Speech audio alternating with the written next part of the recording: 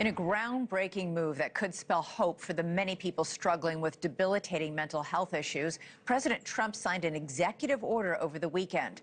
It expands psychedelic drug research as emerging therapies to treat mental illness. Trump was surrounded by supporters of psychedelic treatments as he signed the order. Podcast host Joe Rogan was among them. Rogan's been outspoken about the hallucinogen Ibogaine. He touts the drug's success in treating depression and PTSD. As President Trump pointed out, this has especially been helpful for veterans. In 2024 study from Stanford University, 30 special operation veterans with traumatic brain injuries underwent, it's called Ibogaine treatment. Ibogaine. Remember the name. Is that pronounced relatively properly, would you say? Yes. I don't want to get it wrong. Ibogaine, because it's so important, and experienced an 80 to 90% reduction in symptoms of depression and anxiety within 1 month. Can I have some, please?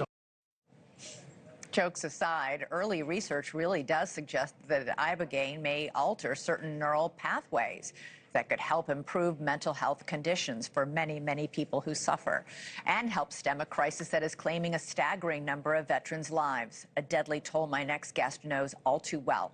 Matthew Whiz Buckley is a former Top Gun pilot and supporter of these psychedelic treatments for vets. He's used Ibogaine to treat his own PTSD, and now as a founder of the No Fallen Heroes Foundation, he helps other veterans get the therapy as well. Buckley was also at the White House over the weekend when Trump signed that order, and Matthew joins me now. Great to have you back. You say psychedelic therapy saved your life. What happened? What happened, Elizabeth, is I went down to Mexico with Marcus Luttrell, Navy SEAL, and JT, another veteran, another Navy SEAL, and an NFL player, veteran, who was suffering from horrific head trauma. And let me give you the cliff notes, Elizabeth. It was not fun.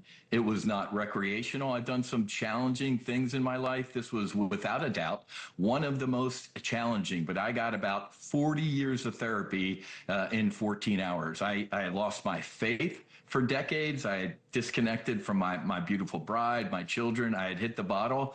Elizabeth, all of that was resolved. I came home and I said, this is how we're going to end veteran suicide. So for the past 5 years, we've been giving grants to veterans, first responders, and their families, because they serve too, to go heal with these powerful compounds. But Elizabeth, imagine having to go to another country to help heal heroes who incurred trauma serving this one. It was infuriating. So yeah, I was there Saturday morning. I had tears in my eyes, and I just, it's been an incredible journey, but this is the beginning of the end. This is just, we're just getting warmed up. Yeah, you had said that you went down there for this therapy after your fourth F-18 brother committed suicide, and you said, I was convinced I wasn't too far behind him. I was curious, when you wrote about that incredible 14 hours, which sounds brutal and hard, but you said, it shattered what I thought I knew about myself, God, trauma, and what it truly means to heal. I mean, it sounds extraordinary.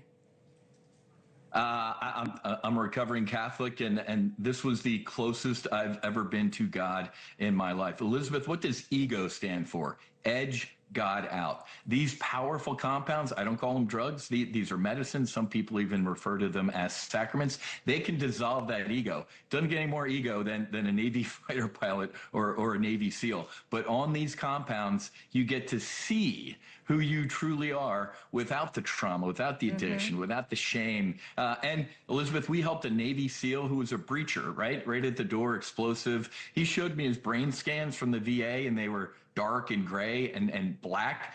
3 months after this treatment, it was completely clear. The neuroplasticity of these compounds is absolutely incredible. Remember, Elizabeth, I think they discovered penicillin in the 20s, and it saved millions of GIs in World War II. Yeah. They didn't figure out how it worked. until the 60s. So why don't we attack in parallel, like the president said Saturday morning? We can research over here, but 44 veterans a day are dying. Why don't we do both? Research and keep doing what folks like we in the No Fallen Heroes Foundation are doing. So what's the concern? What's the holdup? I mean, you know, I know if it works for vets like you, if we have this problem with so many vets dying by suicide, you know, why are so many vets like yourself traipsing down to Mexico to get this done? Why is this so slow? Elizabeth, I hate putting this out there to the universe. Could you imagine if 22 kids, God forbid, not once a year, but every day, were being shot in a school? This country would act immediately. I'll leave the name out of it, Elizabeth, but there was a congressman a couple years ago behind closed doors who told me, Whiz, I love what you're doing. And I was like, all right. He said, well, you're going to have a problem with the big pharma, the alcohol and tobacco folks. And I was like, man, isn't that your job? Marcus Luttrell was on 15 medications, 5 for breakfast, lunch, and dinner. He hasn't taken a single medication in 5 years.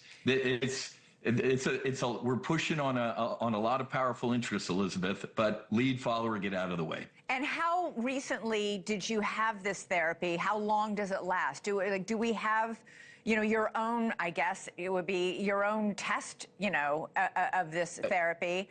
What's the longest period of time somebody's gone on having been helped by this? Or do you have to keep going back and getting it more, like booster shots of it in essence?